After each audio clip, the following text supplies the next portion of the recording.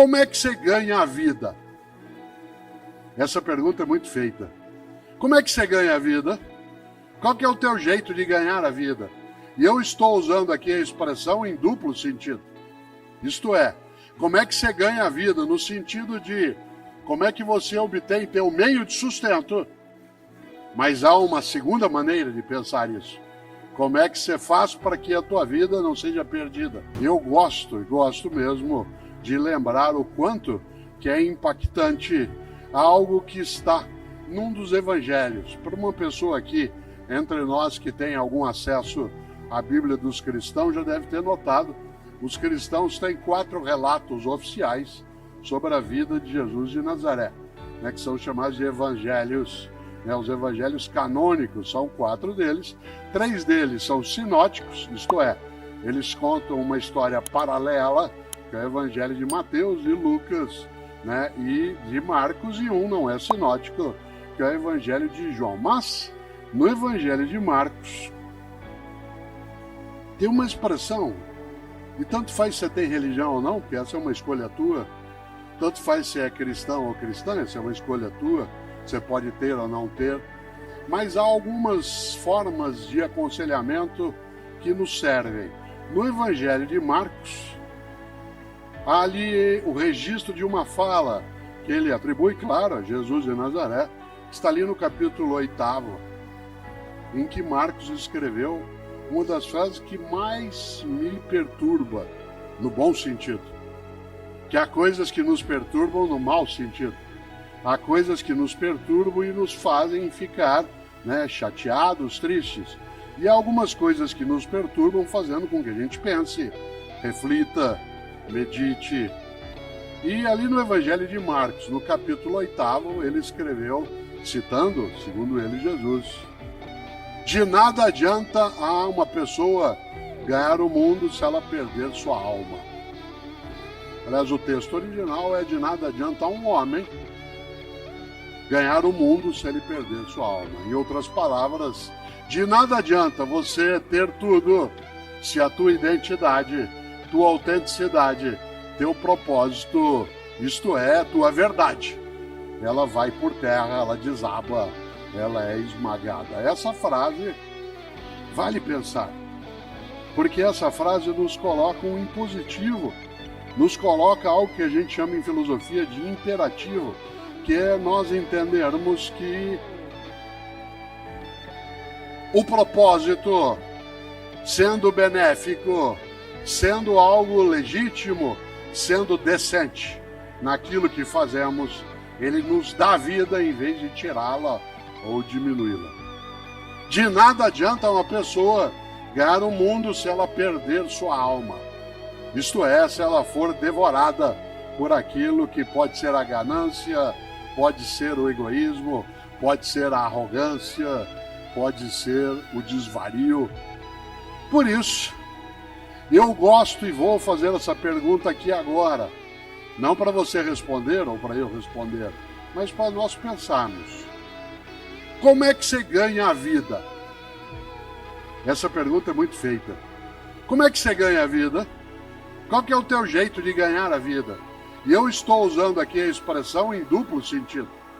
Isto é, como é que você ganha a vida no sentido de como é que você obtém teu meio de sustento.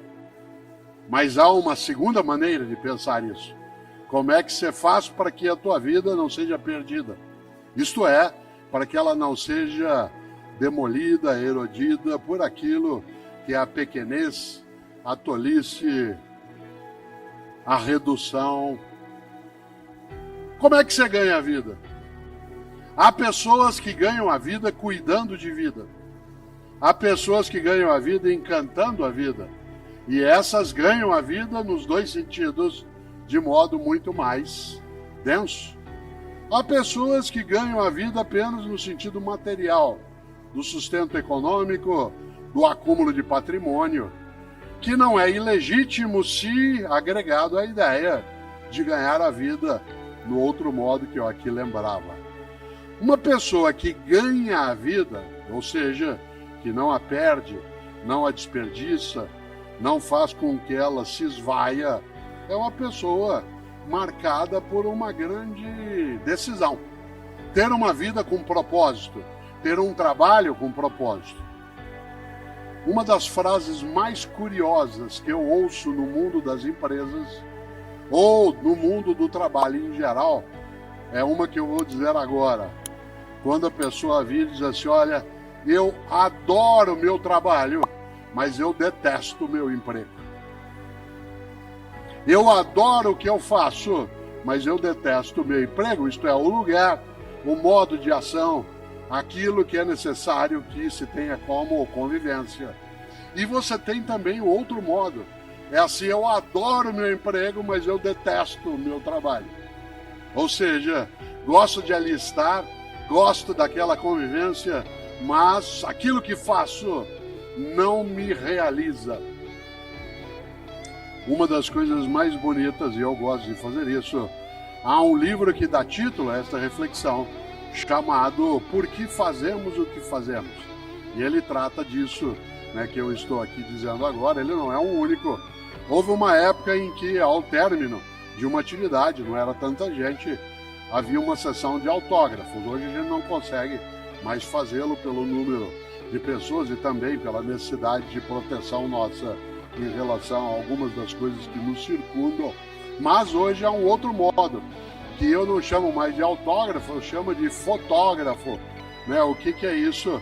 É quando eu terminar aqui, quando eu terminar a minha exposição, eu ficarei sobre o palco e, se você desejar, de modo tranquilo, ordenado, você se aproxima com a tua câmera e aí eu fico andando para lá e para cá, que nem um caranguejo, dado que eu tô, né? Vou até lá, depois eu volto, vou até lá e volto, e você faz uma selfie, se você desejar assim. Há pessoas que gostam de fazê-lo, depois posta. Mas se você tiver com algum dos meus livros, faça a selfie segurando o livro, né? Porque aí sai você, o livro e eu sorrindo, né? E isso é gostoso porque é uma forma de lembrança, de memória, que nos ajuda bem. E nesse livro, Por que Fazemos o que Fazemos, a primeira frase que nele está, isto é, o que nós chamamos de epígrafe do livro, é uma frase de um poeta gaúcho que eu tenho uma admiração imensa, que é Mário Quintana. Talvez seja o poeta que eu mais cite, né, nos lugares. O grande Mário Quintana, um gaúcho nascido em Alegrete e que faleceu, né, em 1994, no dia 5 de maio. É fácil lembrar, porque ele morreu na mesma semana que o Ayrton Senna. Esse ano morreu, né, no domingo e ele na quinta-feira. Mário Quintana tem várias coisas maravilhosas. Uma delas, eu sempre que posso trago à tona, aliás, duas delas. Mário Quintana, eu já disse isso em algumas palestras, ou no mundo digital, mas gosto de trazer à tona. Mário Quintana tentou entrar 3 vezes na Academia Brasileira de Letras. 3. E foi recusado. Não aceitaram Mário Quintana na Academia Brasileira de Letras. Um lugar cheio de imbecis, e vários que não são. Um lugar que já teve vários imbecis e vários que não eram. Não aceitou Mário Quintana. Aliás, sabe quem não entrou também na academia? Carlos Drummond de Andrade, Clarice Lispector, Monteiro Lobato. Nesse momento está se candidatando à Academia Brasileira de Letras uma das pessoas mais admiráveis para mim, que é Maurício de Souza, um paulista nascido em Santa Isabel, mas que fez a sua vida ali em Mogi das Cruzes. Eu tenho 3 livros com ele. Eu faço o texto, ele faz as histórias com a Turma da Mônica. É uma pessoa, né, assim, incrível em termos de afago, de afeto, e que agora está se candidatando também. Pois bem, Mário Quintana foi recusado 3 vezes na Academia Brasileira de Letras. Vocês sabem que, como bom poeta que tem um propósito firme, ele deu o troco muito bem dado. Para dar o troco em que eu recusou, ele fez um poema. Vocês conhecem, chama Poeminho do Contra. Não é poeminha, não, é Poeminho do Contra. Aliás, esse poeminho, ele devia aparecer em vários lugares. O André, meu filho, que tem mais idade, que está sentado aqui, sabe que eu tenho esse poeminho pendurado, né, numa das paredes ali no Parque Tatu, uma coisa gostosa, porque o que é que escreveu Mário Quintana? Guarde essa frase aí, porque ela vai servir para algumas coisas na vida, quando as pessoas, vez ou outra, em vez de serem colaborativos contigo, buscam ser demolitivas. E ele escreveu, é uma trova. Ele diz, todos esses que aí estão, atravancando o meu caminho, eles passarão, eu passaria. Olha que coisa genial. Todos esses que aí estão, atravancando o meu caminho, eles passarão, eu passaria.